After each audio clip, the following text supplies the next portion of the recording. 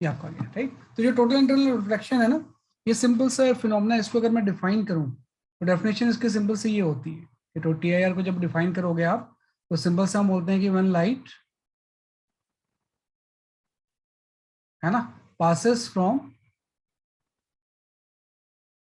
है ना, denser to rarer medium, denser to rarer medium, है ना, कि जब भी लाइट पास होती है किसी डेंसर से रेरर मीडियम में, है ना, then if angle of incidence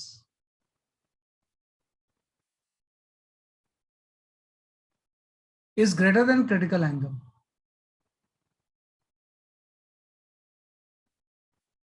greater than critical angle, है ना, कि एंगल ऑफ इंसिडेंट अगर क्रिटिकल एंगल से ज्यादा होगा, then instead of refraction,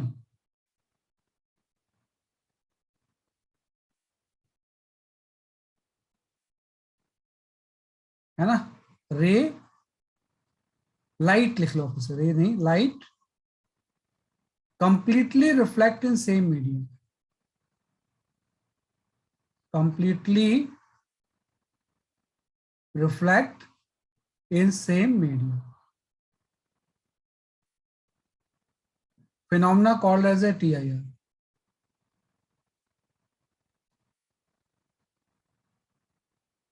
known as total internal reflection। ये आपका होता है कि जब कोई भी लाइट आपकी डेंसर से रेयर मीडियम में जाएगी, पहली चीज है कि टोटल इंटरनल रिफ्लेक्शन के लिए लाइट को डेंसर से रेयर मीडियम की तरफ जाना होगा, और एंगल ऑफ इंसिडेंट अगर क्रिटिकल एंगल से ज्यादा होगा तो instead of reflection light completely reflect in the same medium, completely, इसलिए इसको हम टोटल बोलते हैं, क्योंकि 100% रिफ्लेक्शन सिर्फ TIR में ही होता है। इवन मिरर में भी कुछ चीजें एब्जॉर्ब भी होती हैं, 100% रिफ्लेक्शन नहीं होता है, completely reflect in the same medium, इसी फिनोमेना को हम क्या बोलते हैं, इसलिए आपका टोटल इंटरनल रिफ्लेक्शन। तो कंप्लीटली का मतलब हो जाएगा 100% रिफ्लेक्शन,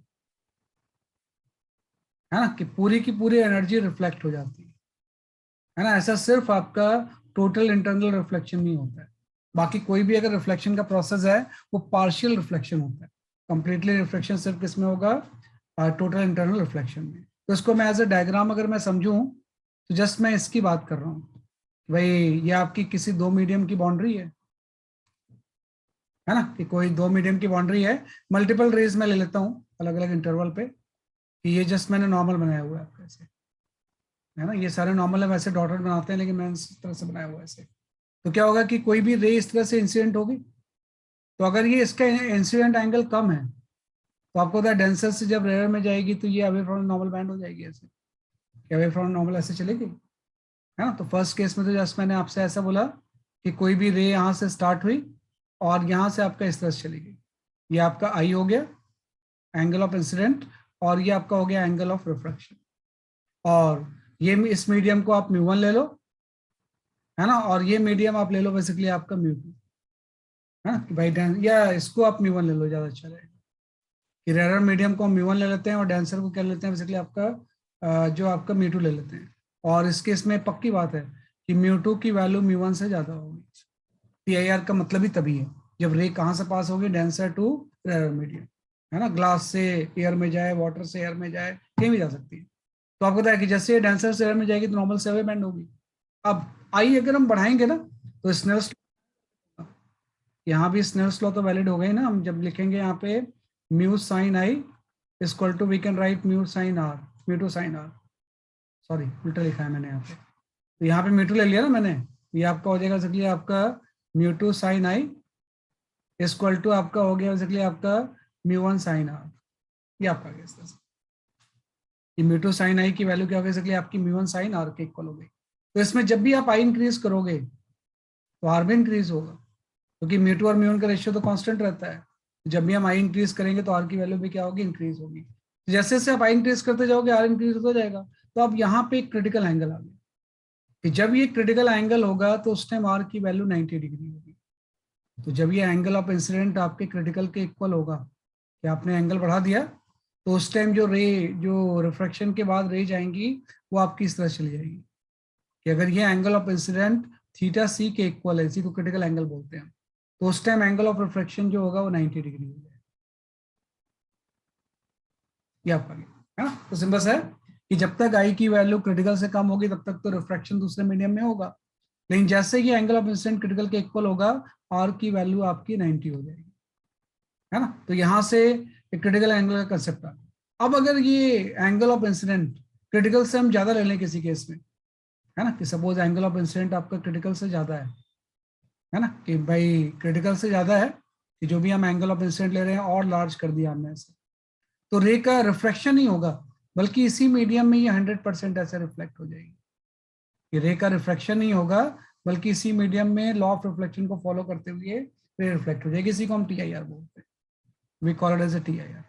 इस तरह से रे जा रही है, इस तरह से वापस होगी, दूसरे मीडियम में जाएगी नहीं, कि सेम म्यू2 मीडियम में क्या हो जाएगी, इसलिए आपकी रिफ्लेक्ट हो जाएगी।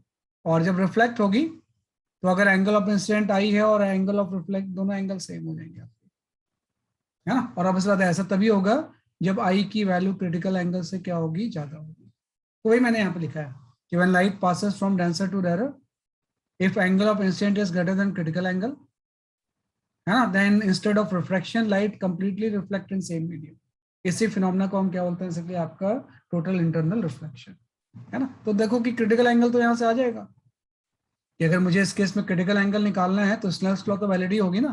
तो इसका म्यू2 रिफ्रैक्टिव इंडेक्स है, मैं लिखूंगा म्यू2 into sine theta C equal to इस मीडियम का म्यू1 है, म्यू1 इंटू आपका यहाँ पे आपका साइन 90 आ गया,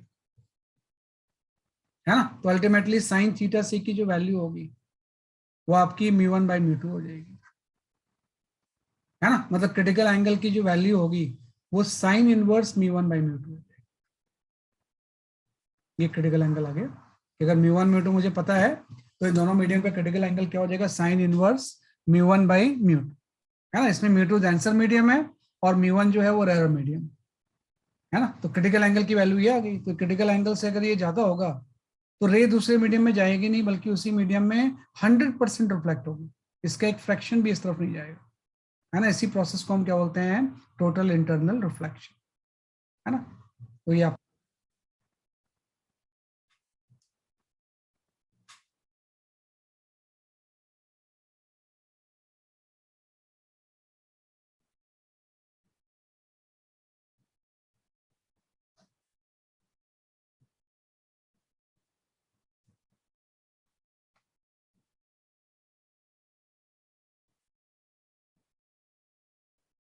ठीक है, ये आपका केस है।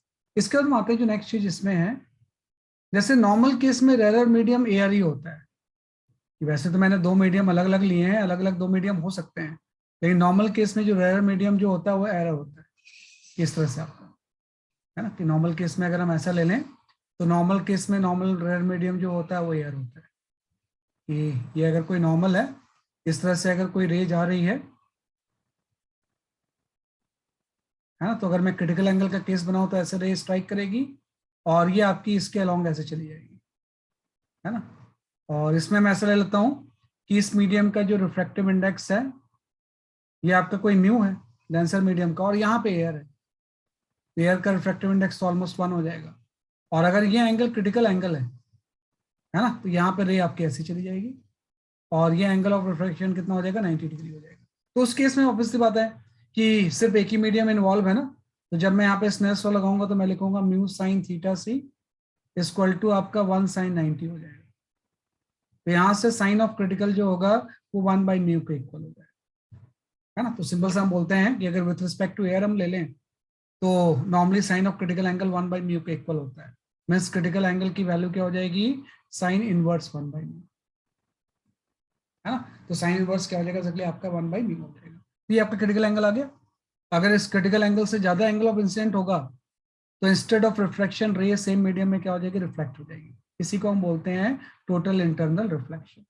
तो डिफरेंट डिफरेंट पेयर अगर हम ले लें तो उसका क्रिटिकल एंगल अलग अलग होता है। लाइक अगर हम बात करें ग्लास से कोई रे एयर में जा रही है तो उसका जो क्रिटिकल एंगल होता है 42 डिग्री होता है। ऐसे सॉल्व किया होगा हमने। अगर मैं यहाँ पे ग्लास का 3/2 पुट कर दूं तो क्रिटिकल एंगल की वैल्यू 42 डिग्री आ जाएगी।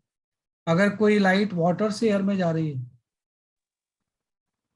है ना, तो इसका क्रिटिकल एंगल जो होता है ये आपका 24 डिग्री होता है, सॉरी 49 डिग्री होता है ना। अगर कोई लाइट डायमंड से एयर में जा रही है डायमंड इसलिए प्रीसियस है क्योंकि उसका क्रिटिकल एंगल कम होता है। क्रिटिकल एंगल जो होता है वो आपका इस केस में 24 डिग्री होता है ना। तो मतलब एक बार डायमंड के अंदर लाइट अगर ट्रैप हो गई तो बार बार रिफ्लेक्ट होती है, इसलिए वो स्पार्कल करता है। तो हर पेयर का कुछ ना कुछ क्रिटिकल एंगल होगा कि लाइट जब ग्लास से एयर में जाएगी, इससे ज्यादा अगर एंगल ऑफ इंसिडेंट होगा तो सेम मीडियम में वो क्या हो जाएगा, इसलिए आपके रिफ्लेक्ट हो जाएगी, है ना। डायमंड में अगर इससे ज्यादा होगा तो सेम मीडियम में क्या हो जाएगी, बार बार रिफ्लेक्ट होती जाएगी, है ना। तो इस तरह से आपके पेयर की हम बात करते हैं। तो इसी को कई बार प्रैक्टिकली बहुत सारे इसके एप्लीकेशंस होते हैं, है ना, कि इसको बहुत सारे नेचुरल फिनोमेना में भी यूज होता है ये, और नॉर्मली बहुत सारे इसके प्रैक्टिकल एप्लीकेशंस भी होंगे। तो वन बाय अगर हम देखें तो हम जानते हैं कि मिराज जो होता है वो TIR का एग्जाम्पल है। सेकंड आपका लूमिंग भी TIR का एग्जाम्पल है। इसके बारे में आप थोड़ा सा NCERT में पढ़ लेना कि मिराज, लूमिंग। थर्ड आपका हो गया स्पार्कल ऑफ डायमंड, है ना। इसको बताने में मैं टाइम नहीं वेस्ट करना चाहता।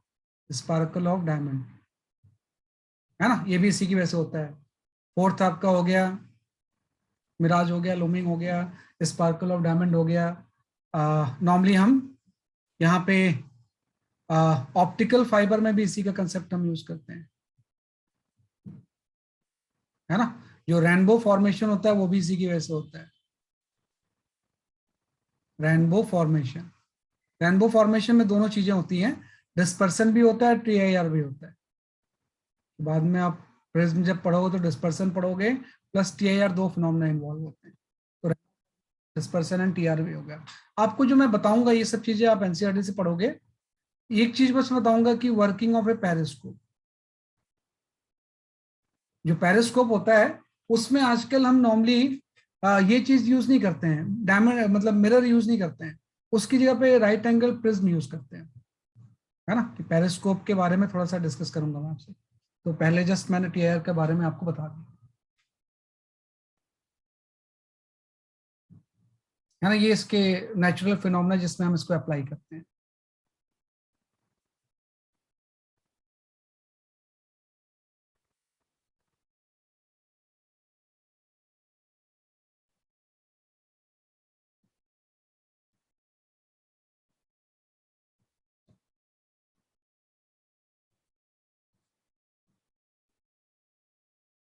ये आपका गैस है,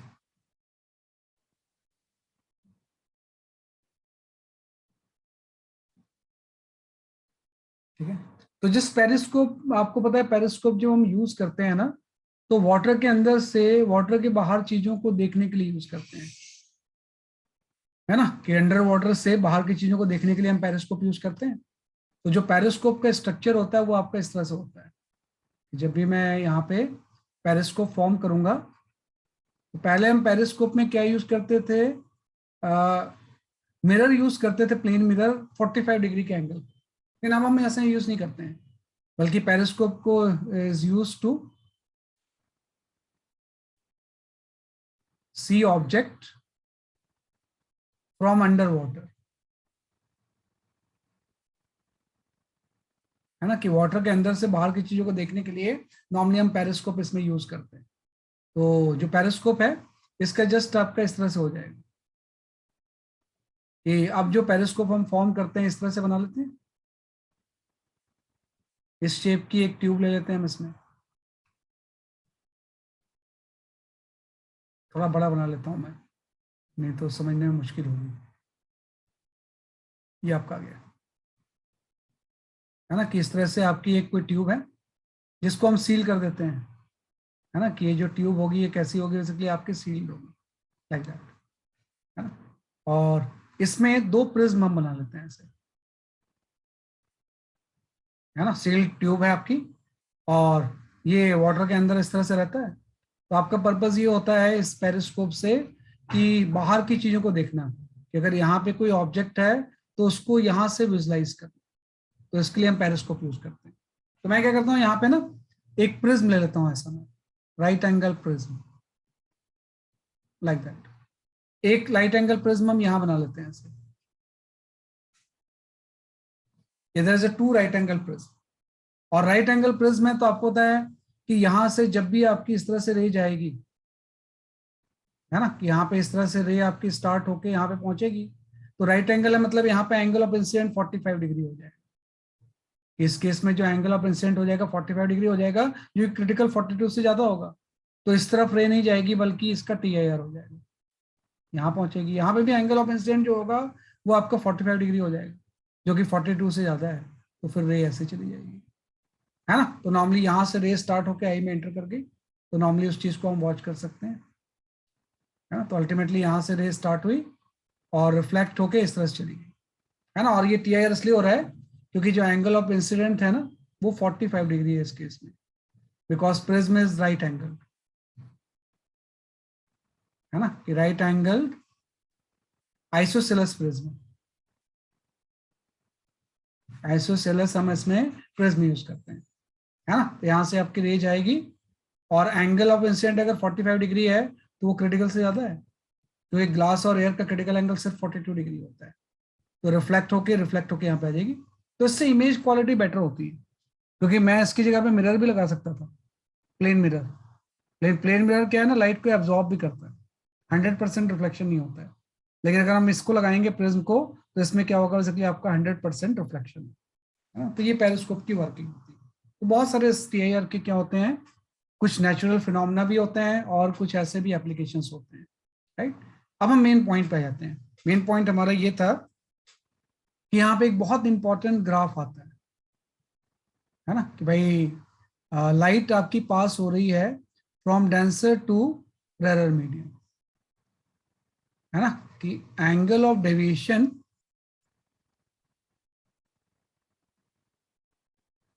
versus angle of incidence graph,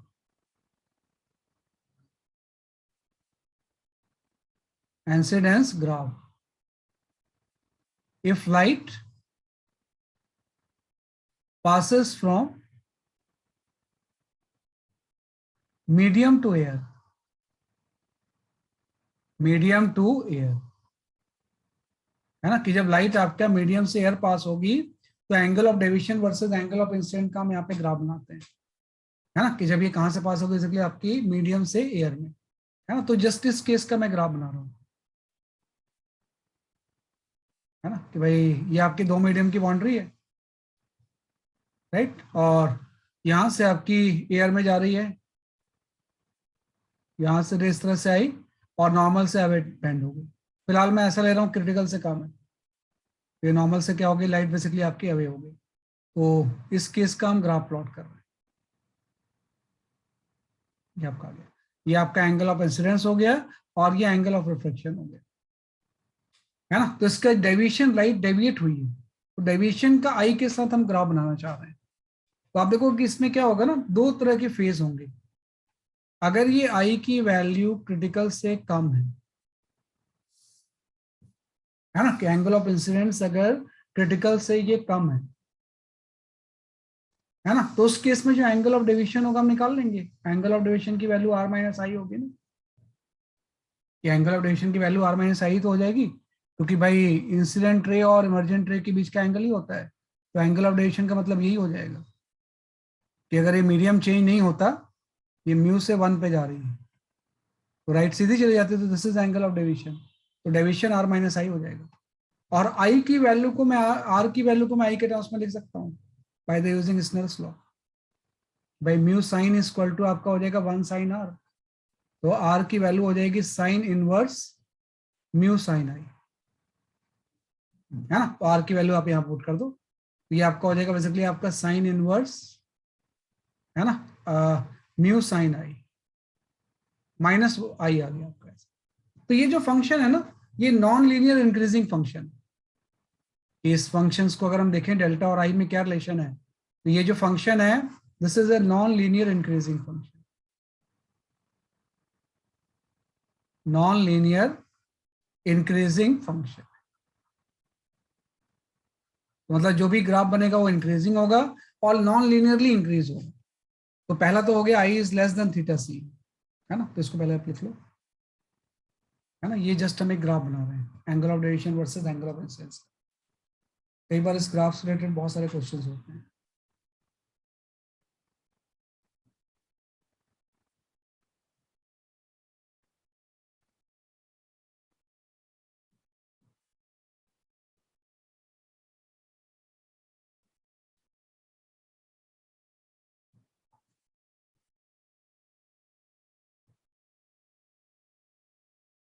ये आपका एक नॉन लीनियर इंक्रीजिंग फंक्शन है।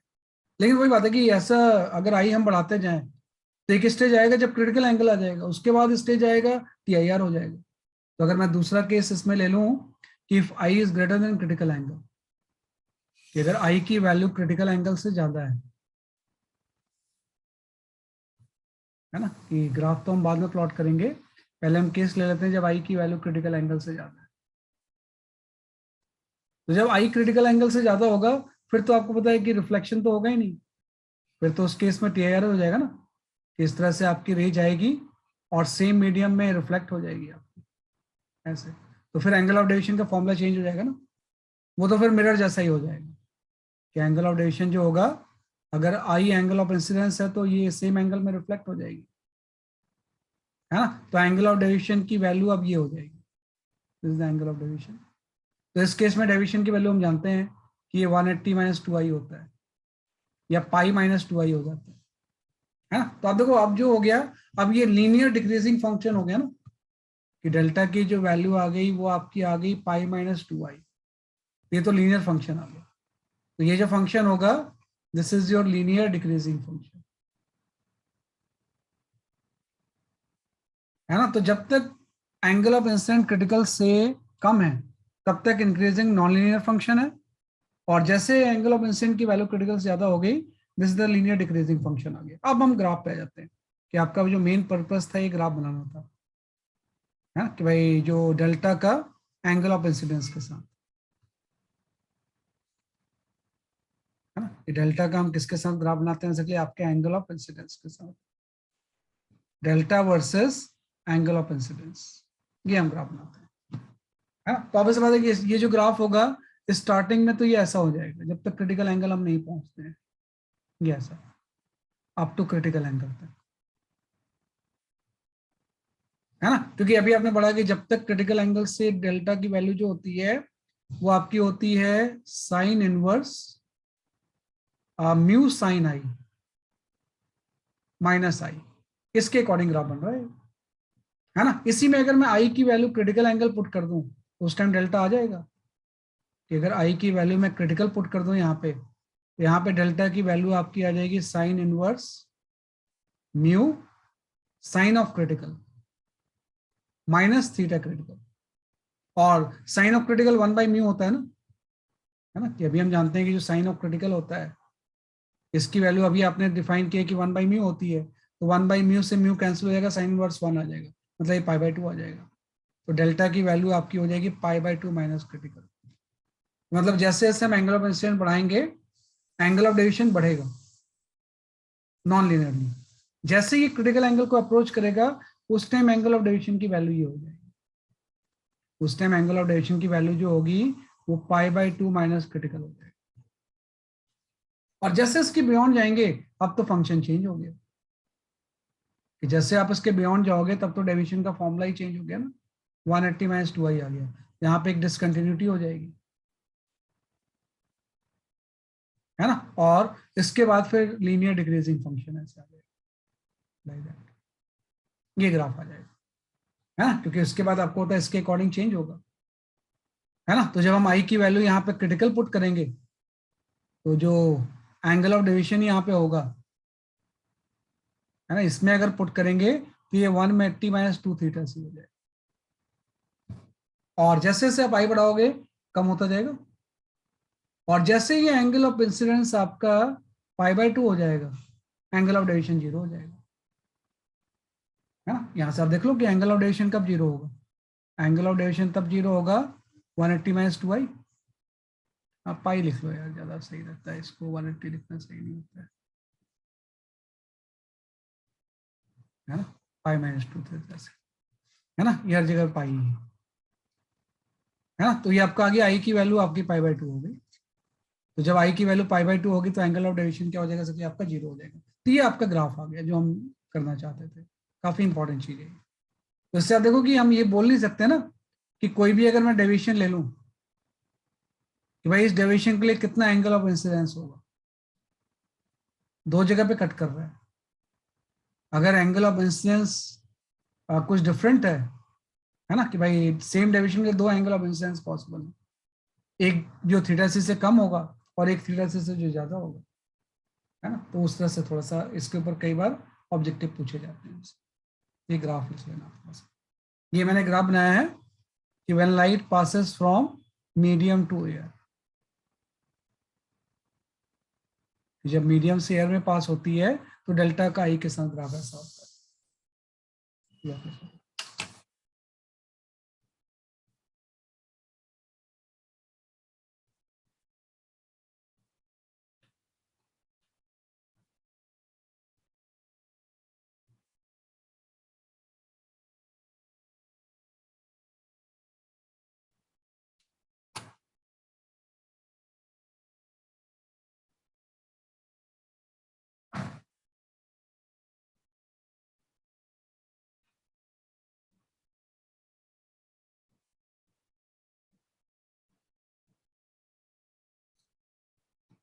ठीक है, ये आपका इस तरह से ये हम सॉल्व कर सकते हैं सही, है ना। तो ये ग्राफ थोड़ा सा ध्यान रखना।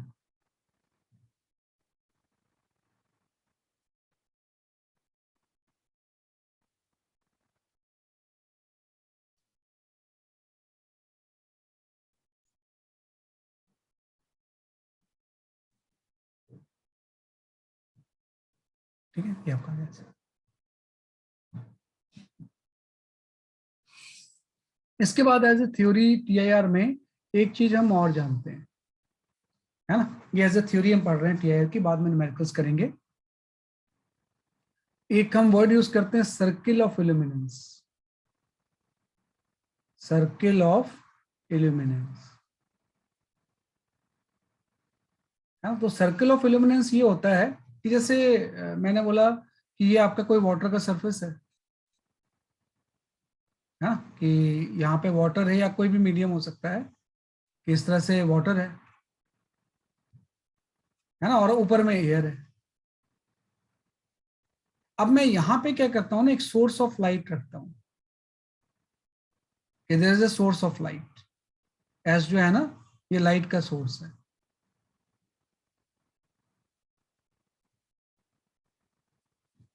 ना, कि सोर्स ऑफ लाइट है। तो जब सोर्स ऑफ लाइट होगा तो ये तो पॉइंट सोर्स ऑफ लाइट है, तो हर जगह पे लाइट जाएगी ना। तो what do you expect from, कि सरफेस पे क्या दिखेगा, क्या लगता है आपको कि भाई जब एयर से आप इसको देखोगे तो ये जो सरफेस होगी कैसी ब्राइट दिखेगी, कोई क्या पर्टिकुलर शेप दिखेगा इसमें, क्या लगता है आपको। सर्कल, हाँ वही टॉपिक ही सर्कल है, कि भाई जब टॉप से हम देखेंगे ना तो आपको एक सर्कुलर ब्राइट पैच दिखाई देगा। इसी को हम सर्किल ऑफ इल्यूमिनेंस बोलते हैं, कि जब लाइट यहाँ से जाएगी तो हर जगह पे ब्राइटनेस नहीं होगी, बल्कि एक ब्राइट सर्किल आपको दिखाई देगा, है ना। इसी को हम क्या बोलते हैं, सिंपली आपका सर्किल ऑफ इल्यूमिनेंस। यहाँ पे आपका एक ब्राइट दिखेगा, है ना, ये इस तरह से आपका लाइक दैट, है ना। तो हम ये जानने की कोशिश करते हैं कि ब्राइट सर्किल ही क्यों दिख रहा है ना, कि this is known as a circle of illuminance, है ना, कि ब्राइट सर्किल दिखेगा, बाकी हर जगह पे लाइट पास करेगी नहीं करेगी। वही रीजन है टीआईआर, कि अगर मैं इस तरह से कोई रे ले लूं तो यहाँ से सोर्स से तो हर जगह तरफ लाइट जाएगी, तो सीधे जो जा रही हो तो सीधे पास हो जाएगी ऐसे। अब यहाँ जो रे जाएगी ऐसे, ये नॉर्मल से अवे बैंड हो जाएगी ऐसे, है ना, सिमेट्रिकली। एक्चुअली 3D होगा ना, तो एक कोन जैसी चीज बन जाएगी यहाँ पे, ये नॉर्मल से कैसे बैंड हो जाएगी, अवे बैंड हो जाएगी, है ना। तो ऑब्वियस बात है कि जैसे जैसे हम राइट वर्ड जा रहे हैं एंगल बढ़ ही तो रहा है, तो एक एंगल पे एक क्रिटिकल भी तो हो जाएगा ये। तो जब क्रिटिकल होगा तो लाइट आपकी ऐसे चली जाएगी, कि इस तरह से आपकी लाइट जो होगी क्रिटिकल एंगल पे आपके ऐसे पास हो जाएगी सरफेस को ग्रेज करते हुए। अब अगर ये क्रिटिकल एंगल है, यहाँ पे अगर मैं बोलूं कि भाई ये वाला एंगल जो है, अगर ये क्रिटिकल एंगल है ना, कि ये वाला एंगल अब बेसिकली अगर आपका क्रिटिकल एंगल है ना, तो यहाँ पे तो रे ऐसी चलेगी, है ना, यहाँ भी रे पास होगी क्योंकि यहाँ पे एंगल जो होगा क्रिटिकल से कम होगा हर जगह पे, तो वो तो लाइट पास होगी। लेकिन यहाँ पे अगर हम इसके बियॉन्ड कोई पॉइंट ले लें ऐसे, यहाँ पे कहीं पे, तो ये तो एंगल ऑफ इंसिडेंट क्रिटिकल से ज्यादा हो जाएगा ना, तो मतलब रे दूसरे मीडियम में जाएगी नहीं, रिफ्लेक्ट हो जाएगी। है ना, कि सेम मीडियम में क्या हो जाएगा, इसलिए आपकी ये रिफ्लेक्ट हो जाएगी ऐसे, इस तरह से ये आपका रिफ्लेक्ट हो जाएगी, है ना। तो अब ज्यादा कि इसलिए यहाँ पे एक ब्राइट सर्कल दिखाई देता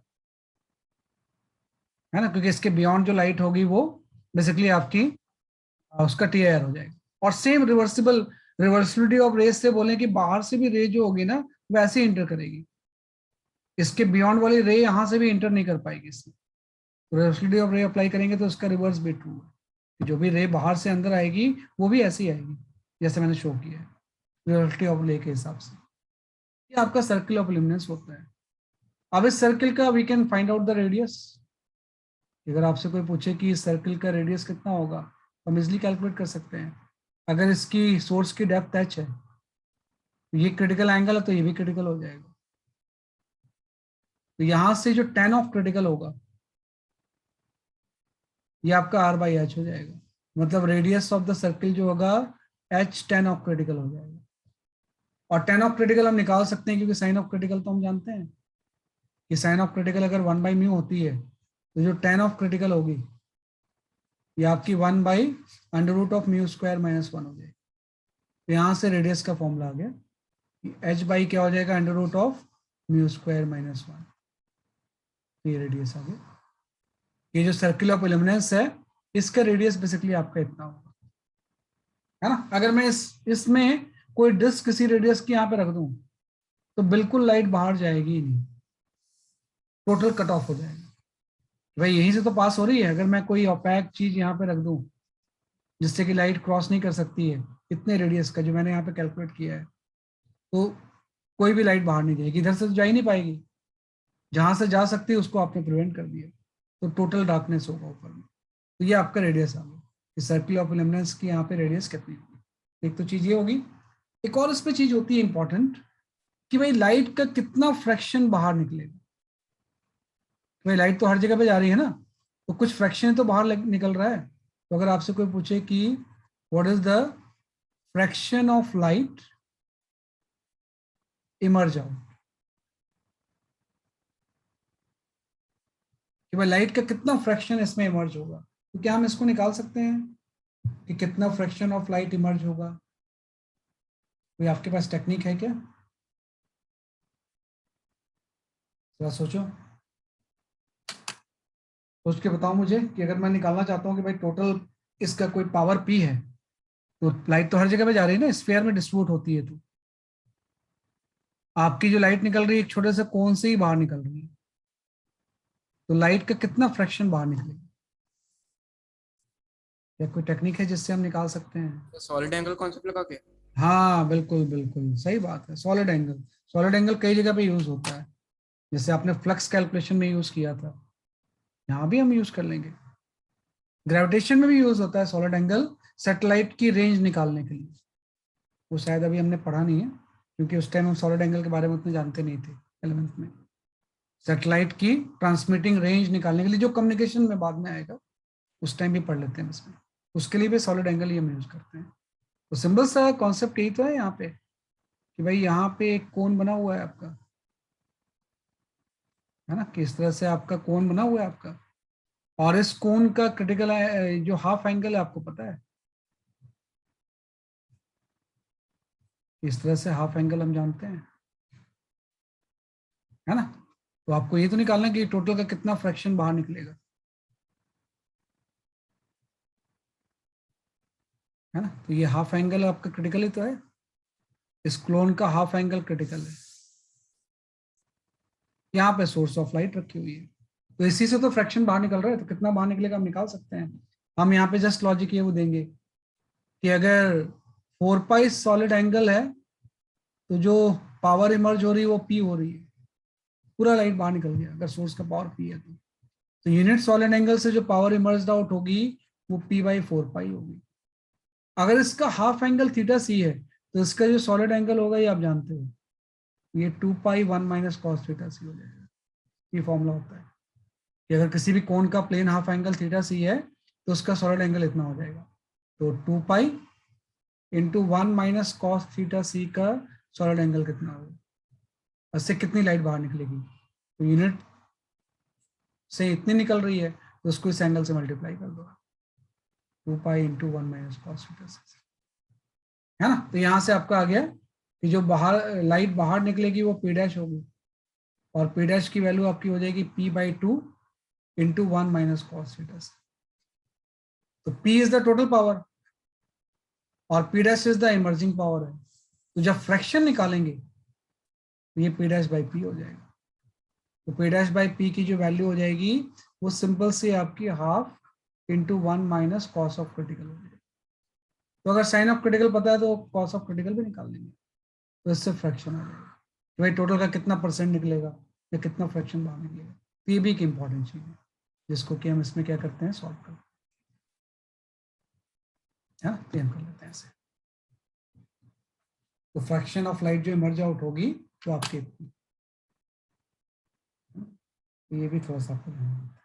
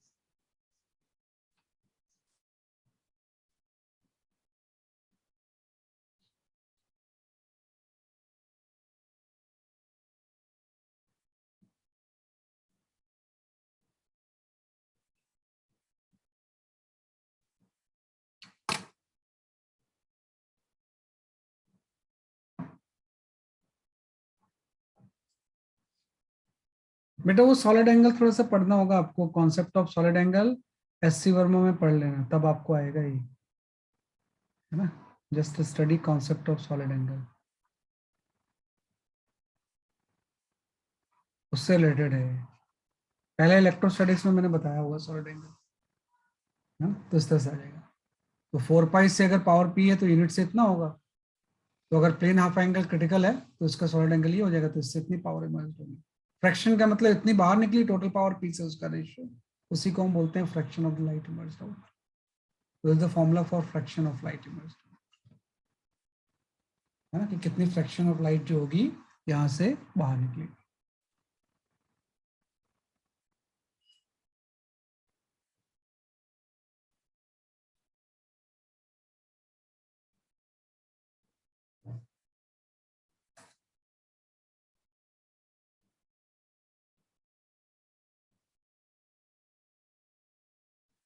यहाँ पे क्या है, फिगर जस्ट ऐसा है कि यहाँ से सीधे रे चली गई, ये एंगल ऑफ इंसिडेंट क्रिटिकल से कम होगा तो नॉर्मल से वे बेंड हो जाएगी।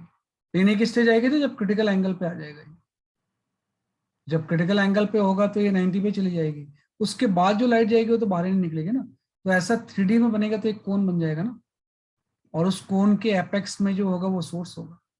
जब आप बाहर से देखोगे तो आपको एक ब्राइट सर्किल दिखाई देगा, उसी ब्राइट सर्किल को हम सर्किल ऑफ इल्यूमिनेंस बोलते हैं।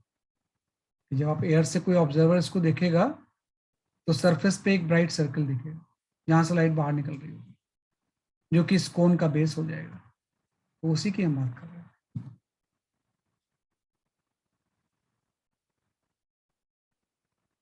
और वो जो कोन होगा उसका हाफ एंगल क्रिटिकल एंगल है, तो उसी से सारी चीजें रिलेटेड है।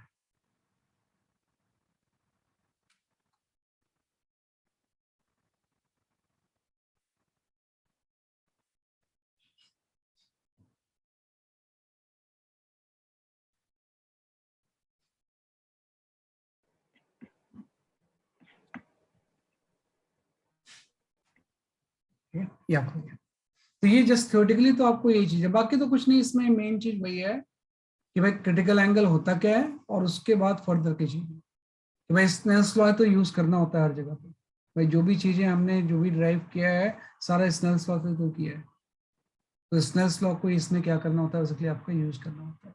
लेकिन काफी इसमें क्वेश्चन जो होते हैं ना अच्छी क्वालिटी के होते हैं। तो one by one I share few questions.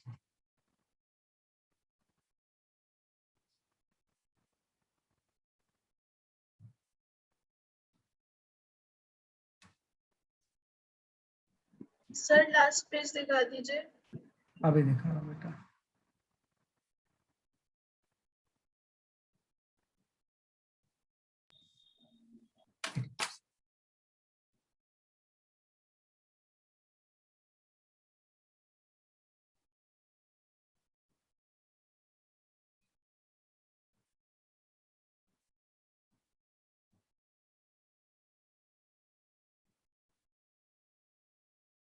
Done sir. Okay,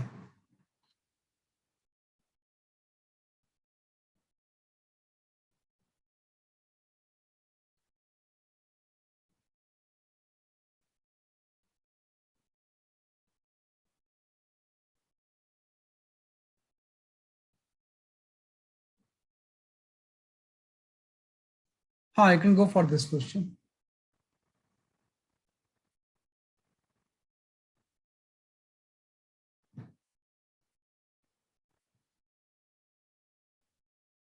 Mu of water.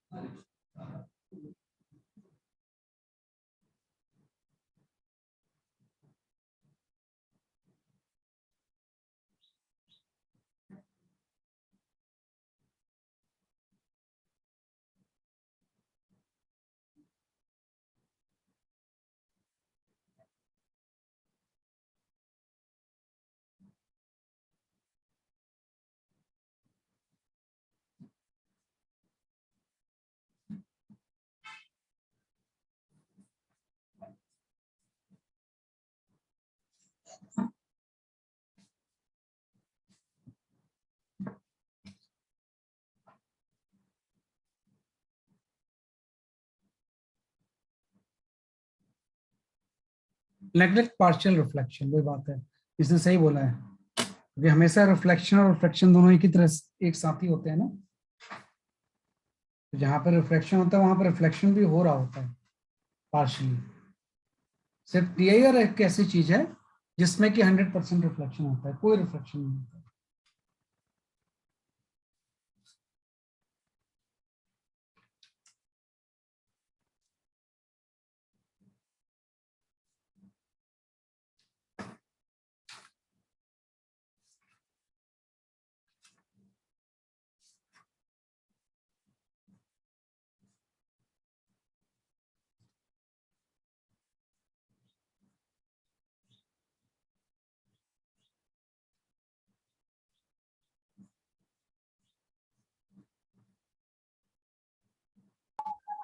Sir point में आंसर आ रहा है अप्रोक्सीमेट 16.9 17 पर। क्या बोल रहे हो बेटा?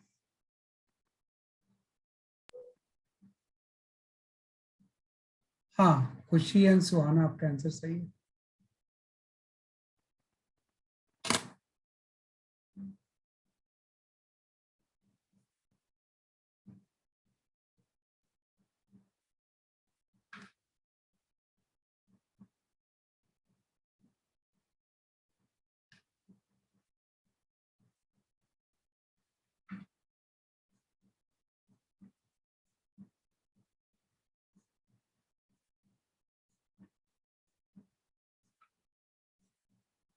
सही, काफी लोगों ने सही आंसर लिया। ये कैलकुलेशंस में ही आप टाइम ले रहे थे, बाकी तो सीधे क्वेश्चन से बेस्ड है। हाँ सही है, रचित Kumar, your answer is correct. Arpit, your answer is correct. D रफली पीयूष झा, सही बता रहे हो आप, है ना। यथार्थ कुमार सिंह, सही है आपका आंसर, है ना, ठीक बता रहे हो आप आंसर। एकाग्र, सही है, एकाग्र जैन सही है ना, सही है ना, इजली हम कर सकते हैं। अभी तो आपने पढ़ा, ये जो fraction of light emerged out होती है ना, उतना कुछ कैलकुलेशन करने की जरूरत नहीं है। ये 1 - cos θc/2 होती है। ये फ्रैक्शन ऑफ लाइट इमर्ज होती है परसेंटेज फॉर्म में, तो 100 से मल्टीप्लाई भी कर देंगे। अब यहाँ देखो, इसने म्यू बोला हुआ है 4/3 है, तो साइन ऑफ क्रिटिकल जो होता है वो 1/μ होता है। मीन्स 1/μ मीन्स ये 3/4 हो जाएगा। तो मतलब एक 3, ये 4 हो गया आपका, ये है ना। तो अगर ये √5 हो गया फिर आपका, है ना, ये एंगल थीटा हो गया। तो cos θc की वैल्यू √7 होगा। √7 हो जाएगा, हाँ सही बात, √7 हो जाएगा। तो cos θc की वैल्यू जो हो जाएगी वो √7/4 हो जाएगी। बस यहाँ पुट कर दो आप, तो फ्रैक्शन आपका हो जाएगा √7/4/2 इंटू 100। तो ये 17% आपका आंसर आ जाएगा, है ना। तो D option is the correct option. कैसे फ्रैक्शन आया वो आप एक्सप्लेन कर चुके हो पहले।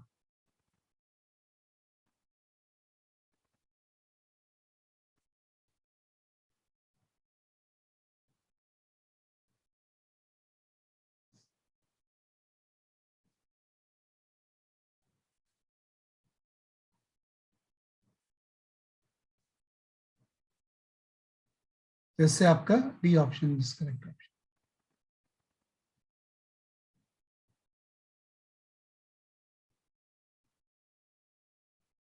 ये भी करेंगे बाद में। I can go for this question.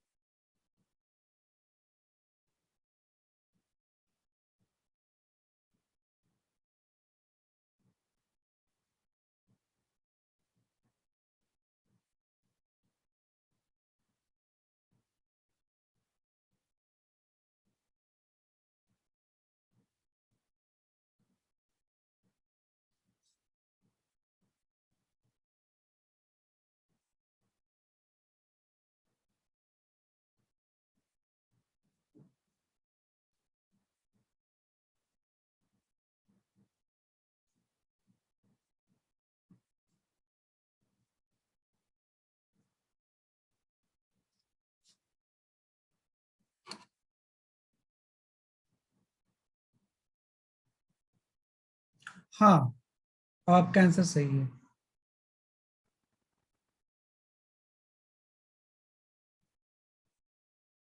हाँ, अर्पित भारद्वाज, आपका आंसर सही है।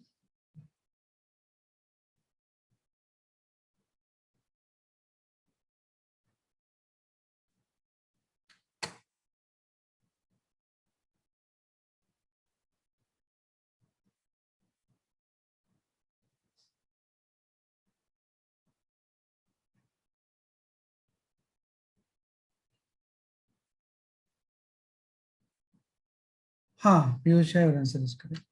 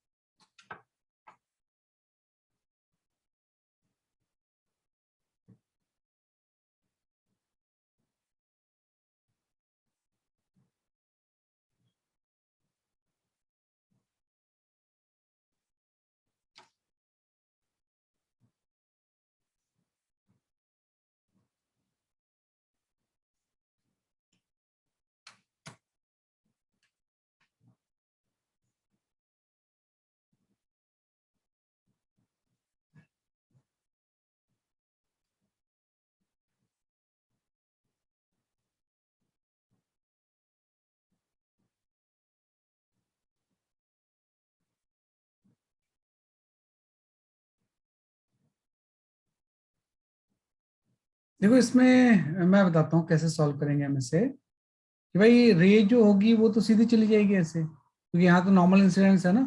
जब नॉर्मल इंसिडेंस होता है फिर तो रे सीधी चली जाती है। तो यहाँ पे जो इसका एंगल ऑफ इंसिडेंस होगा, है ना, ये वाला एंगल 90 माइनस थीटा हो जाएगा। ये वाला एंगल कितना हो जाएगा? 90 माइनस थीटा, क्योंकि ये एंगल अगर थीटा है ना, तो ये एंगल थीटा होगा ऊपर वाला। तो ये एंगल 90 माइनस थीटा हो जाएगा, तो मतलब एंगल ऑफ इंसिडेंस जो है ना, ये 90 माइनस थीटा होगा। पहले तो ये डिसाइड कर लिया आपने। फिर उसके बाद आपको बताया कि अगर ये इस तरफ क्रॉस नहीं कर रही है तो उसकी कंडीशन क्या होगी, है ना। I should be greater than और equal to the critical angle हो जाएगा। ये तो कंडीशन होती है। वह टीआर हो जाएगा तभी तो दूसरे मीडियम में नहीं जाएगी वो, हाँ, कि फेस बीसी से अगर वो उधर नहीं जा रही है तो आई की वैल्यू ग्रेटर देन और इक्वल टू क्या हो जाएगा, इसलिए आपका क्रिटिकल एंगल हो जाएगा। हाँ, ये था और सही आपका आंसर। तो पहले कंडीशन लिख लिया आपने, पहले तो आई डिसाइड किया, फिर आपने कंडीशन लिख ली। अब आई की वैल्यू मैं यहाँ पुट कर देता हूँ। तो 90 minus theta should be greater than और इक्वल टू आपका क्रिटिकल आ गया। अब दोनों तरफ आप साइन ले लो। तो यहाँ पे साइन 90 माइनस क्रिटिकल की वैल्यू आपकी ग्रेटर देन और इक्वल टू क्या आ गई? साइन ऑफ क्रिटिकल आ गया। तो ये आपको यहाँ पे, सॉरी, 90 माइनस थीटा, ये क्रिटिकल नहीं है तो थीटा सिंपल एंगल है ना। तो यहाँ पे कॉस थीटा की वैल्यू आ जाएगी, should be greater than equal to the sine critical आ जाएगा। और साइन क्रिटिकल यहाँ पे मुझे निकालना पड़ेगा, ये आप पता ही होता है आपको, क्योंकि अभी आपने बोला था साइन क्रिटिकल इक्वल टू μ1/μ2 होता है। तो μ1 इसमें एरर मीडियम होता है जो कि 6/5 है, और μ2 जो होता है वो डेंसर मीडियम होता है जो कि 3/2 है ना। तो यहाँ पे साइन ऑफ क्रिटिकल की वैल्यू जो आ गई वो 4/5 आ गई, है ना। तो मतलब साइन ऑफ क्रिटिकल अगर 4/5 है, ये क्रिटिकल एंगल जो हो गया वो 53 डिग्री हो गया, है ना। ये क्रिटिकल एंगल क्या हो गया, इसलिए आपका 53 डिग्री हो गया, है ना। साइन ऑफ क्रिटिकल 4/5 मतलब ये क्रिटिकल एंगल 53 डिग्री हो गया इसका। वो यहाँ पे पुट कर देते हैं।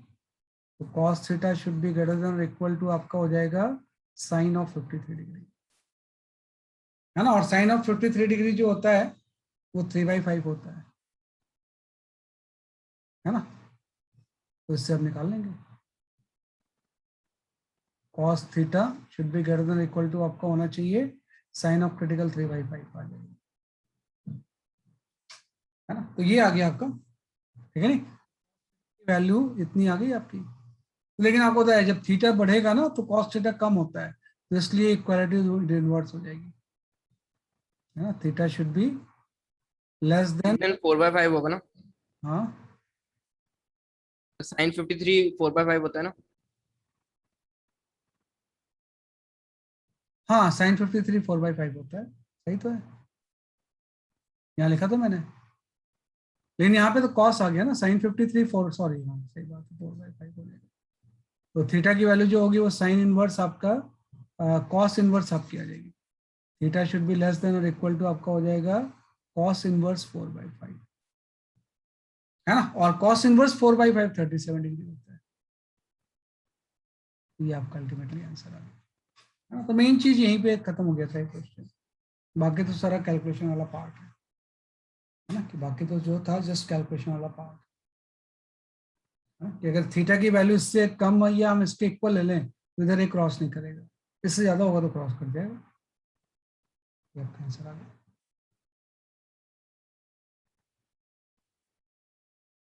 है ना, ये हम कर सकते हैं ऐसे।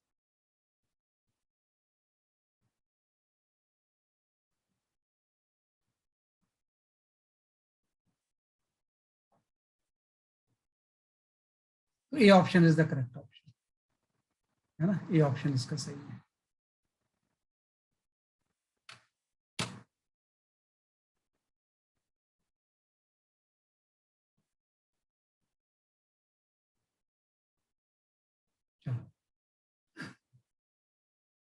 नेक्स्ट क्वेश्चन, ये बड़ा क्वेश्चन मुझे पसंद भी है, ये वाला, ये मुझे बहुत अच्छा लगता है क्वेश्चन है।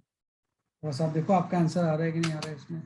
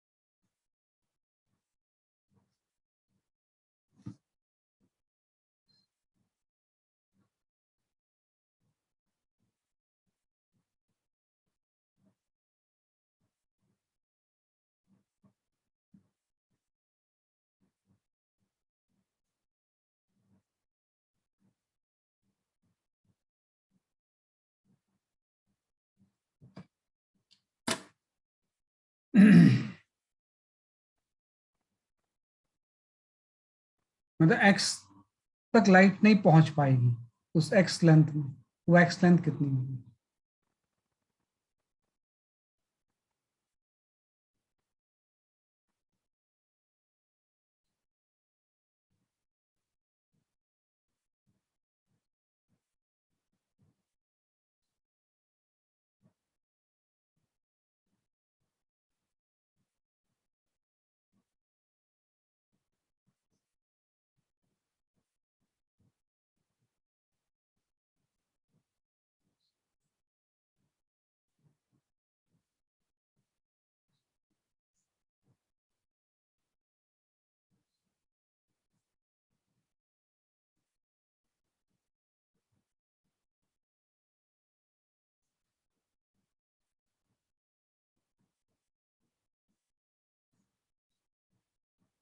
चलो मैं एक्सप्लेन करता है ना, मेरे ख्याल से आपको क्लू नहीं मिल पा रहा है, वैसे तो आ जाना चाहिए।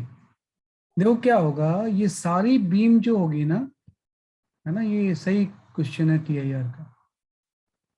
सारी बीम ऐसे सीधी चली जाएगी क्योंकि नॉर्मल इंसिडेंट में कोई चेंज तो होगा नहीं। यस। अब इन बीम का थोड़ा सा हम एंगल ऑफ इंसिडेंस देखते हैं, है ना। तो आप देखो कि जैसे जैसे ऊपर जा रहे हैं ना, तो एंगल ऑफ इंसिडेंस बढ़ रहा है ऐसे, है ना, कि जैसे जैसे ऊपर जा रहे हैं एंगल ऑफ इंसिडेंस क्या हो रहा है, इंक्रीज हो रहा है। तो हो सकता है ना कि बीच में एक ऐसा एंगल बने जो कि क्रिटिकल के इक्वल होगा, ये वाला एंगल। सपोज इसी को ले लो आप, कि ये एंगल क्रिटिकल के इक्वल है। तो अगर ये क्रिटिकल के इक्वल होगा तो यहाँ से जो रे होगी, है ना, वो सीधे आपकी कहाँ पे स्ट्राइक कर जाएगी, जहाँ पे एक्स एंड हो रहा है ऐसे। तो इसका R तो 90 हो जाएगा ना, R 90 होके वो स्ट्राइक कर जाएगी यहाँ पे इस तरह से, है ना। ये वाला एंगल 90 हो गया, है ना। अब आप मुझे बताओ कि इसके इधर कोई लाइट पहुंचेगी क्या? नहीं पहुंचेगी, नहीं सर। है ना। इसलिए नहीं पहुंचेगी क्योंकि ये जो है ना, इसका R अगर 90 है तो ये एंगल तो क्रिटिकल से कम होगा, ये वाला तो क्रिटिकल है ना। ये वाला एंगल जो आपने बोला है कि क्रिटिकल है ये, तो अगर ये एंगल क्रिटिकल से कम है तो इसका R भी 90 से कम होगा, और अगर R 90 से कम होगा तो ये तो आगे स्ट्राइक करेगी ना, ये ऐसे आगे जाके स्ट्राइक करेगी, ये वाला और आगे जाके स्ट्राइक करेगी ऐसे, है ना। तो एक क्रिटिकल पे स्ट्राइक की और बाकी जो है वो आपकी उसके आगे स्ट्राइक कर रही है जाके, ये ऐसा, है ना। और इस रे का क्या होगा, ये वाली जो होगी, ये वैसे जा सकती थी उससे पहले, लेकिन इसके तो बाहर निकलेगी नहीं ना, इसका तो ये रिफ्लेक्ट हो जाएगी। TIR हो जाएगा। तो आप समझ गए, मतलब ये है कि जो क्रिटिकल एंगल अगर ये है तो ये वाली लाइट के बाहर तो लाइट पहुंचेगी, इसके पहले नहीं पहुंचेगी। अब ये एक्स लेंथ आ जाएगा। अब ये एक्स लेंथ हम इजिली क्या कर लेंगे, कैलकुलेट। अब आपका एक ट्रायंगल ही तो बन गया, ये अब तो आसान सी चीज है एकदम, ये एक ट्रायंगल बन गया ऐसे, ये बन गया एक, एक आपका ये चीज बन गई, और इससे 90 डिग्री पे ऐसा बन गया, है ना, कि एक राइट एंगल ट्रायंगल बन गया आपका ये जो चीज है ये तो R है, ये जो चीज है ये R है, ये R प्लस एक्स है ना। ये क्या है बेसिकली आपका R प्लस एक्स है, और यहाँ पे एंगल आपका 90 डिग्री है। और ये जो एंगल होगा, आपने बोला ये वाला एंगल क्रिटिकल है, ये वाला एंगल भी क्रिटिकल हो जाएगा, कि भाई क्रिटिकल वाली रे तो 90 पे स्ट्राइक करेगी ना। तो अब ये क्रिटिकल एंगल तो हम निकाल सकते हैं कितना होगा, क्योंकि रिफ्रैक्टिव इंडेक्स ने 2/3 बोला हुआ है, और अभी हम जानते हैं कि साइन ऑफ क्रिटिकल जो होता है वो क्या होता है, 1/μ होता है। तो म्यू की वैल्यू पुट करेंगे तो √3/2 हो जाएगा। तो क्रिटिकल एंगल की वैल्यू 60 डिग्री हो जाएगी, तो मतलब ये एंगल जो होगा 60 डिग्री होगा। बस क्वेश्चन सॉल्व हो गया। तो यहाँ से cos 60 डिग्री की वैल्यू क्या हो जाएगी, base upon evidence R/R plus X आ गया, है ना। मतलब x की वैल्यू भी R के इक्वल ही आ जाएगी, x R के इक्वल होगा। अगर R 5 सेंटीमीटर है तो ये x भी 5 सेंटीमीटर ही हो जाएगा। तो बस ये क्वेश्चन है कि भाई इसके बाहर वाले निकलेंगे लेकिन वो बियॉन्ड जाएंगे, क्योंकि अगर ये 90 है, बाकी 90 से कम होंगे तो कम बैंड होंगे ना, तो आगे चले जाएंगे सारे। जो जा सकते थे उस पॉइंट पे उसका तो TIR हो गया। ये तो इस तरह से हम कर सकते हैं, है ना? ये आप इस तरह से आगे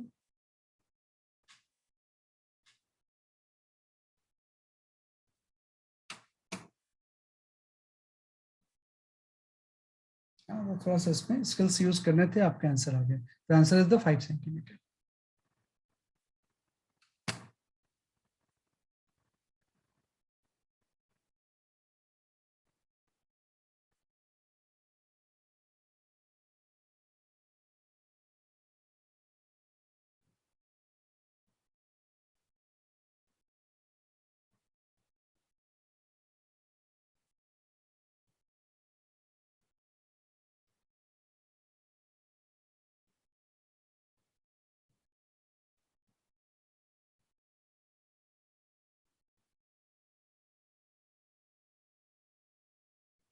ठीक है ना, क्या आपका गैस?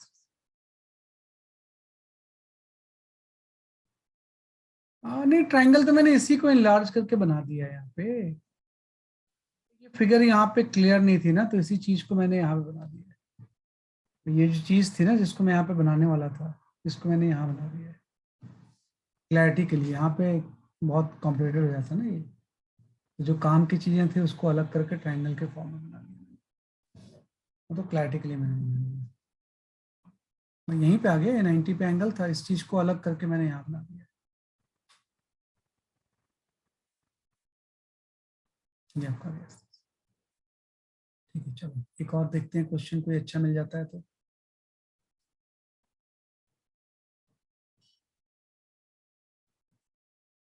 हाँ, ये तो वही क्वेश्चन है, ये तो अभी कर लिया आपने। हाँ, I can go for this question.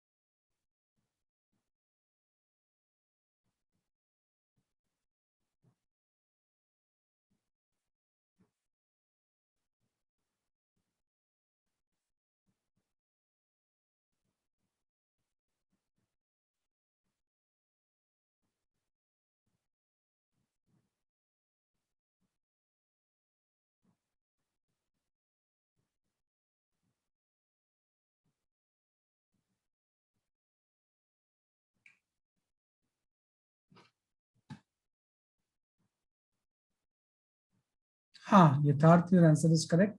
Suhana, your answer is correct.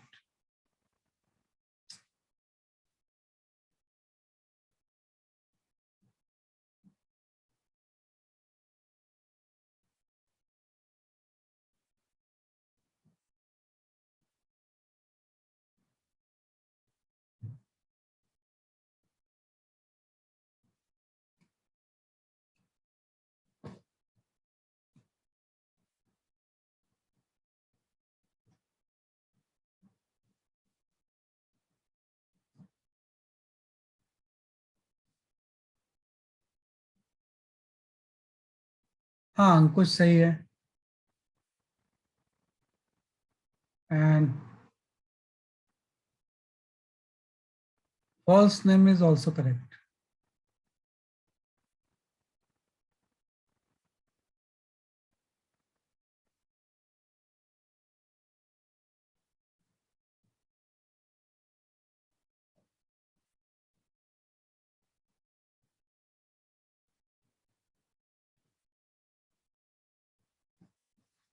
सही है.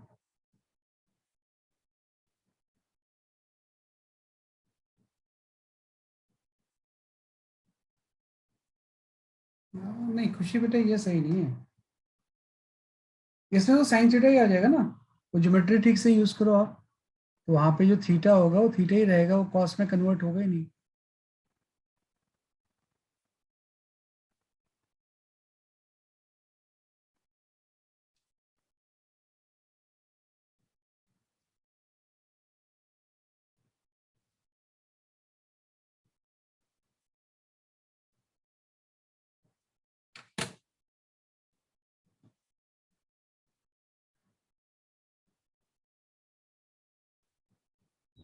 सर अभी आप और क्वेश्चन दे रहे हो या नहीं last? अभी नहीं दे रहा हूँ, वेट करो.